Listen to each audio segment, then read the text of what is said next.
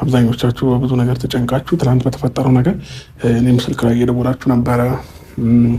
ወደ ፋሚሊም ብዙ ሰው ተረብሾ ነበርና እግዚአብሔር ይመስገን እኔ ደህና ነኝ አለሁኝ። የተፈጠረውን ነገሮች ዛሬ ልነግራችሁ መጥቻለሁኝ። እንትና ይዘውኝ ሄዱ ፖሊሶቹ። ያው ጣቢያ ቁጭ አለን። በመጨረሻም ያው ጣቢያው አንድ ነገር ውሳኔ ሰጥቶናል። እሱ ደግመሽ እስር ቤት ማስገባት ማለት ምን ማለት ነው? አንቺ ቆይ የቤተሰቡ ምንም ነገር አክብሮቱ ምንም ነገር የለሽም። አብርሃም ተፈቷል ማለት ነው። ሩታ የምትባል ለራሷም ለልጇም የማታስብ ሁሉ ጊዜ ማለት ነው በማይረቡ ሰዎች ሀሳብ የምትነዳ ልጅ በጣም ራሷን እየጎዳችና ራሷ ባመጣችው ጥፋት በደንብ እየተቀጣች እንደሆነ ነው መረዳት እየቻልኩ ያለሁት ማለት ነው። ከዛ ውጪ ደግሞ ብዙ ምን እየሆንሽ ነው? ምንድነው? እስኪ አረታይ እንደድሜሹኝ እግዚአብሔርን ምንድነው እንደዚህ ያዙ ይልቀቁኝ ማለት ምንድነው እንደዚህ አቧራ ይነሳ ማለት እንዴ? እግዚአብሔርን አንቺ በጣም መስመር መሳት ከጀመርሽ ረጅም ጊዜ ሆኖሻልና ራስሽን በደንብ ብታይና ብትፈትሽ የተሻለ ነው። ማንም ወንድም አለው፣ ማንም ቤተሰብ አለው። ያንቺ ቤተሰብ ያንቺ ወንድም የተለየ እንዳልሆነ በመጀመሪያ ደረጃ ልትገነዘብ ይገባል ማለት ነው። አንዳንድ ጊዜ ልክ አለው። እነዚህ ልጆች ናቸው፣ ሊያጠፉ ይችላሉ፣ ብዙ ነገር ሊስቱ ይችላሉ። አንቺ ያንን ነገር እንደማስተካከል አቧራው ጬሳ አይነት ነገርን ነው እያራመድሻለሽውና እኔ በጣም እየታዘብኩሽ ስለሆነ ነው ይሄንን ንግግር እየተናገርኩ ያለሁት። እግዚአብሔርን በጣም የሆኑ ነገሮችን ወደ እላፊ ደረጃ እየወሰድሻቸው ያለሽው አንቺ ነሽ ማለት ነው። እቺ ልጅ ራሱ የማይሆኑ ውሳኔዎችን መወሰን የጀመረችው ከአንቺ ጋር ከተጣላች በኋላ ነው። እኔ እየሄድሽበት ያለሽው እያደረግሽ ያለው ነገር ፍጹም ስህተት እንደሆነ ነው ልነግርሽ የምፈልገው ማለት ነው። ከዛ ውጭ ያው በመግቢያ ላይ እንዳልኳችሁ ሰውየው ተፈቷል ማለት ነው። ሲጀመር የዚህን ያክል እሱን አሳስሮ ሊያቆይ የሚችልና ሊያስከስሰው የሚችል ጉዳይ ይኖራል ብዬ አላስብም። ጠፍቷል እንዳይባል ያው አዲስ አበባ ውስጥ በተደጋጋሚ ወዲያ ሲል እያየነው ነው። ቪዲዮ ይለቃል፣ እንደፈለገ ይሆናል። የት ነው የጠፋው ተብለሽ ብትጠየቂ የት ጠፍቷል ልትይ ነው? አሁን ጠፋብኝ፣ ልጄን ይዞ ጠፋ፣ ተሰወረ ብለሽ እንትን የምትዩ ማለት ነው። ምንም ውሃ የማያንሳ ሀሳብ ነበረ ስታነሺም አንስተሽም እንደዚህ ያዙ ይልቀቁኝ ስትይ የነበረው ማለት ነው። ምክንያቱም በቪዲዮ እዚህ ቦታ ነው እዛ ቦታ ነው በደንብ እየታየ ነው። አብርሽ እስካሁን ድረስ አልተደበቀም። እንደው ልጄን አግቷል ይዞ ጠፍቷል ለማለት ራሱ የሚያበቃ ምንም አይነት ሪዝን የለውም እና እሱን ከአንድ ቀን በላይ አስሮ ጥያቄዎችን ጠይቆ ከመመለስ ውጪ ሌላ ምንም አብርሃም ላይ ተጽዕኖ ሊያሳድር የሚችል ነገር እንደሌለ በመጀመሪያ ደረጃ ልታቂ ይገባል ማለት ነው። ከዛ ውጪ ሲቪል ፖሊሶች ናቸው ብለን እንቀበል እንጂ እኔ ምንም የፖሊሶቹ ሁኔታ ጭምር እየተዋጠልኝ አልነበረም። ብቻ ሲቪል ፖሊሶች ናቸው የሚለውን ይዘን እንትን እንበል። ከዛ ውጪ እነጋሽዬም ወደ አዲስ አበባ ሊመጡ መሆኑን ሰምቻለሁ ማለት ነው። ምክንያቱም ጉዳዩ በጣም እየተካረረ የእነሱንም ሰው በማይሆን ሁኔታ እያነሳ ስለሆነ ጉዳዩን ለመነጋገር ይሁን አይሚን አላቅም። እኔ ከንግግር ያለፈ ነገር ሆኗል እኮ የእነዚህ ሰዎች። ብቻ ግን ወደ አዲስ አበባ እየመጡ እንደሆነ ሰምቻለሁ ማለት ነው። ሰላም እንዴት ናችሁ የኔ ቤተሰቦች? ደህና ናችሁ ወይ? አለን እግዚአብሔር የተመሰገነ ይሁን። እንግዲህ በባለፉት 2 ቀናቶች አልተገናኘንም ማለት ነው። በግል ችግር ምክንያት እንግዲህ አልተገናኘንም። እኔም የነበርኩበት ሁኔታ ትንሽ ከጤና ጋር ተያይዞ ችግር ስለገጠመኝ አልተገናኘንም ማለት ነው። ብቻ ግን ያው እየተፈጠሩ ያሉ ነገሮችን እያየን ነው፣ እየታዘብን ነው። ምንድነው ጉድ እያልን ነው ማለት ነው። ለማንኛውም እንግዲህ አብርሽን ትላንትና አሳስረናል ምናምን አይነት ኬዝ ተመልክተን ነበረ።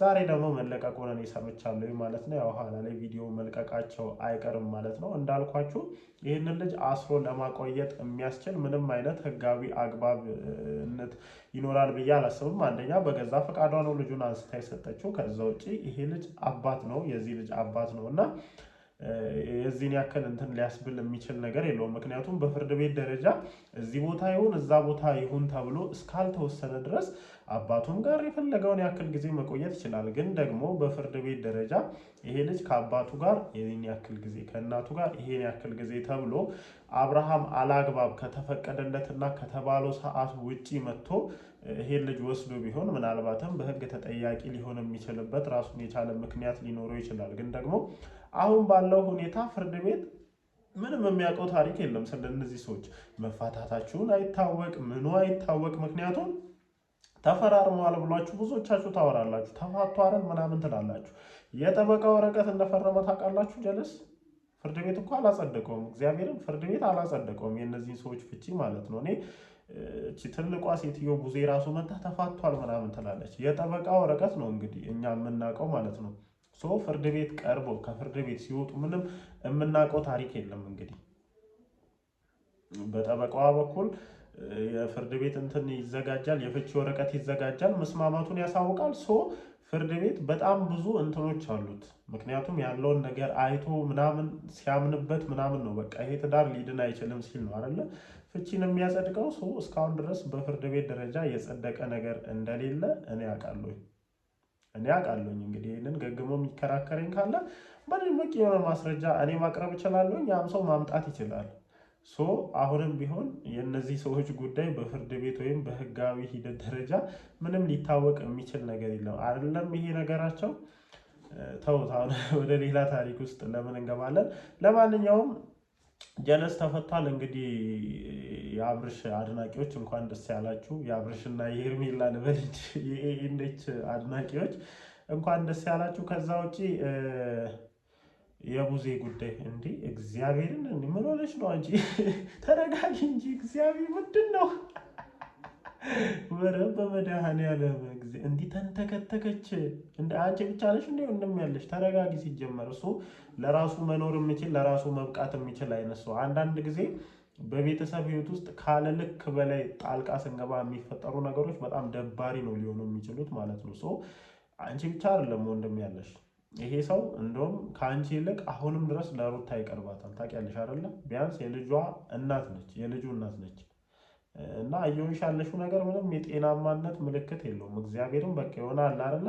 እኔ እንድጠረጥር ነው ከመጀመሪያም ጀምሮ ለዚህ ትዳር እንደዚህ መሆን እጅሽ አለበት የሚለውን ነገር እንዳስብ ሁላ ነው እያደረገኝ ያለው። እና ጭራሽ ሁኔታሽ ምንም መረጋጋት የሌለበት ከአንድ በቃ በደንብ ላይፍን አጣጥሞ አይታል በደንብ የላይፍ ኤክስፒሪየንስ አለን ብለን ከምናስበው አይነት ሰው የሚጠበቅ አይነት ሁኔታ አይደለም እየሆንሽ ያለሽው። እና ይሄ ነገር ፍጹም ስህተት እንደሆነ አስረግጬ መናገር እችላለሁ። እግዚአብሔርን ትናንትና እንዴት ነው ስትሆን የነበረው? ልጁን እኔ አምጥቼ ልሰጥሽ ነበር። ሲጀመር ልጁ ከእናቱ መለየት እንደሌለበት ከአንቺ በተሻለ ሊረዳ የሚችል ሰው ይኖራል ብዬ አላስብም። አንቺ ነበርሽ አብርሃምን ተቆጥተሽ አንጥተሽ ልጁን መመለስ ያለብሽ። ገና ለገና አብርሃም ታሰረ ብለሽ ልጁን ልመልስ ነበረ አይነት ጌም እንደዛ ኮስተር ብለሽ ፈጠጥ ብለሽ መተሽ ስትጫወቺ ትንሽ አይከብድሽም?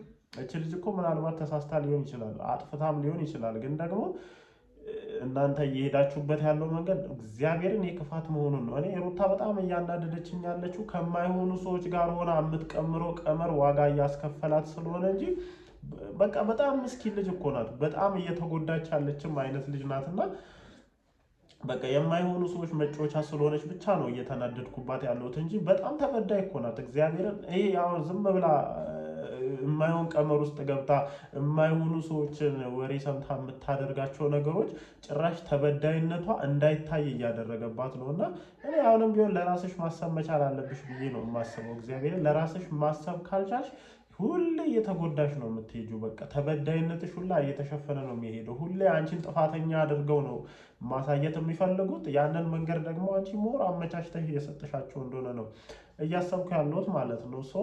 ወደ መጨረሻው ነጥቤ ስመለስ እንግዲህ ጋሽዬ ወደ አዲስ አበባ እንደሚመጡ ሰምቻለሁ ማለት ነው። እኔ ምን ሊያደርጉ ነው የሚመጡት? እንግዲህ እንደሚያዩት ነው ትልቁም ትንሹም ነገሮችን ከማስተካከል ከመፍታት ይልቅ ነገሮችን እንደው እስኪ አለያዩልን ጋሽዬ በሰላም በቃ እነዚህ ሰዎች ይለያዩና እንደው ይሄ ሁሉ ጭቅጭቅ እንዲቀር መለያየት ነው አይደለ ዋናው ፐርፐዛቸው። በቃ ካልተለያየን ነው እንግዲህ ይሄ ጦርነት። ተለያይተዋል እኮ ግን በደንብ አልተለያየንም በቃ ምናምን አይነት ነገር ነው። እንደው እስኪ መተው እንደው ማስታረቅ እንኳን ባይችሉ እስኪ በደንብ በስነ ስርዓቱ ያለያዩልን እነዚህ ሰዎች። መተው እንዲህ ልጅ ወደዚህ ወደዛ ምናምን አይነት ኬዝ እንዳይፈጥሩ ያደርጉልን። ለማንኛውም ሊመጡ እንደሆነ ሰምቻለሁ። ምን ማድረግ እንደሚችሉ አብረን እናያለን። ግን እኔ ለእርሶ የሚመለሱ አይመስለኝም። አሁን ያለውን ነገር ሳይ ከትልቅ እስከ ትንሹ በጣም ነገሮችን ከመበጥበጥ ያለፈ ነገሮችን ሲያስተካክል እየተመለከትኩ አይደለም እና እኔ እንጃ ብቻ። ለማንኛውም ግን ጋይስ ያው አብርሽ ተፈቷል። ያለውን ነገር ደግሞ ምሽት ላይ እንደተለመደው ቪዲዮን አይተን ሀሳባችንን እንሰጣለን። እወዳችኋለሁ። ይመቻችሁ።